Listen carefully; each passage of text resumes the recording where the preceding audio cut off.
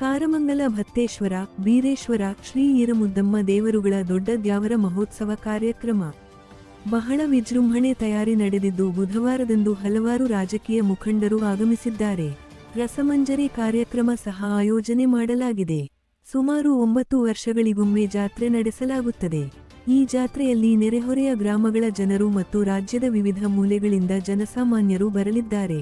ಅಂದಾಜು 4 ರಿಂದ 5 ಸಾವಿರ ಜನ ಸೇರಲಿದ್ದಾರೆ. ಗುರುವಾರದಂದು ತೆಂಗಿನಕಾಯಿ ಪವಾಡ, ವಿರಾಗಸಿ ಕುಣಿತ, ದೀಪಾರಾಧನೆ ಕಾರ್ಯಕ್ರಮಗಳು ಅದ್ದೂರಿಯಾಗಿ ನಡೆಯಲಿದೆ. ಹೆಚ್ಚಿನ ಸಂಖ್ಯೆಯಲ್ಲಿ ಭಕ್ತಾದಿಗಳು ಆಗಮಿಸಿ ದೇವರ ದರ್ಶನಕ್ಕೆ ಪಾತ್ರರಾಗಿ. ಹಾಲು ಮತಸ್ಥರ ದೊಡ್ಡ ದ್ಯಾವರ ಜಾತ್ರೆ ಇದಾಗಿದೆ ಎಂದು ಗಾಜಲದಿನ್ನೆ ರಮೇಶ್ ಅವರು ತಿಳಿಸಿದ್ದಾರೆ. ನಮ್ಮ ಹೆಸರು ರಮೇಶ್ ಗಾಜಲದಿನ್ನೆ. ಇದು ಬತ್ತೇಶ್ವರ ದೊಡ್ಡ ದ್ಯಾವರ ಜಾತ್ರೆ ಅಂತೇಳಿ 10 ವರ್ಷಕ್ಕೊಮ್ಮೆ ಒಂದ್ಸತಿ ಜಾತ್ರೆ ನಡೀತೈತೆ. ಇದರಿಗೆ ಸುಮಾರು ಲಕ್ಷಾಂತರ ಮಂದಿ ಜನ ಸೇರ್ತಾರೆ. ಈ ಕಾರ್ಯಕ್ರಮಕ್ಕೆ ಈಗಾಗಲೇ ಸಿಎಂ ಪತ್ರಿಕಾ ಮಾಧ್ಯಮ ಸಲಹೆಗಾರರಾದಂಥ ಪ್ರಭಾಕರ್ ಅವರು ಭೇಟಿ ಕೊಟ್ಟಿದ್ರು. ಹಾಗೆ ಬೆಂಗಳೂರು ಉತ್ತರ ವಲಯ ಡಿಸಿಪಿ ಆದಂಥ ದೇವರಾಜ್ ಸರ್ ಅವರು ಭೇಟಿ ಕೊಟ್ಟಿದ್ರು.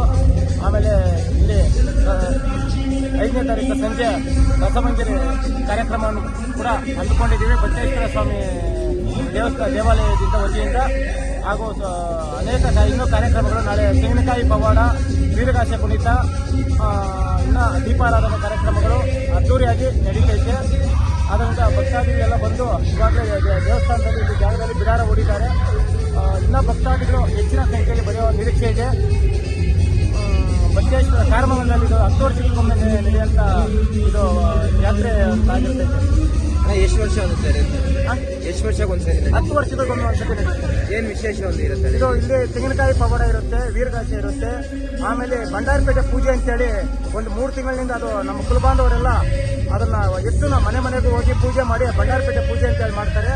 ಅದನ್ನು ಮಾಡಿ ಕೊನೆಯ ದಿನಗಳಲ್ಲಿ ಬಂದು ಇಲ್ಲಿ ದೇವರನ್ನ ಮಾಡ್ತಾರೆ.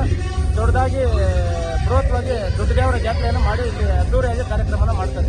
ಎಷ್ಟು ಜನ ಸೇರೋ ನಿರೀಕ್ಷೆ ಇದೆ? ಇಲ್ಲಿ ನಾಳೆ ಒಂದು 20 ರಿಂದ 30 ಸಾವಿರ ಜನ, ಇಲ್ಲಿ ಕಾರಮಂಗಲದಲ್ಲಿ ಒಂದು 20 ರಿಂದ 30 ಸಾವಿರ ಜನ ಸೇರೋ ನಿರೀಕ್ಷೆ ಇದೆ.